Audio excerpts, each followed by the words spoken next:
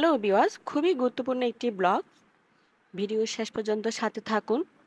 বাংলাদেশের প্রতিটি পরিবারে কোনো না কোনো একটা মেডিসিন বক্স বা প্যাকেট থাকেই। তো এখনকার সময়ে দেখা যায় কি ব্যক্তি হিসেবেও সবার কাছে একটা একটা মেডিসিন বক্স থাকে। গ্যাস্ট্রিকের ওষুধ, সর্দি, কাশি, অ্যালার্জি, নানা রকম মাথা ব্যথার নানা ওষুধ থাকেই। আর মধ্যবয়স্ক থেকে বয়স্ক পর্যন্ত শুরু করে সবারই তো তার মাস্ট একটা মেডিসিন বক্স অবশ্যই থাকে।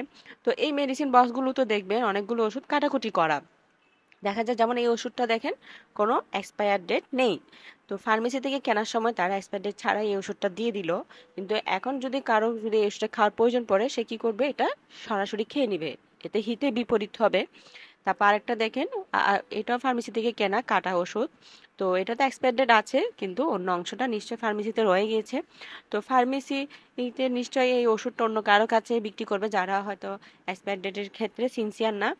তো বাংলাদেশে একটা আইন করা উচিত, ও ফার্মেসিতে যেন এক্সপায়ার ডেট ছাড়া এরকম কাটাকুটি করে যেন ওষুধ সেল না করে। আর ওষুধ কেনার সময় অবশ্য পুরো পাতা কিনবেন।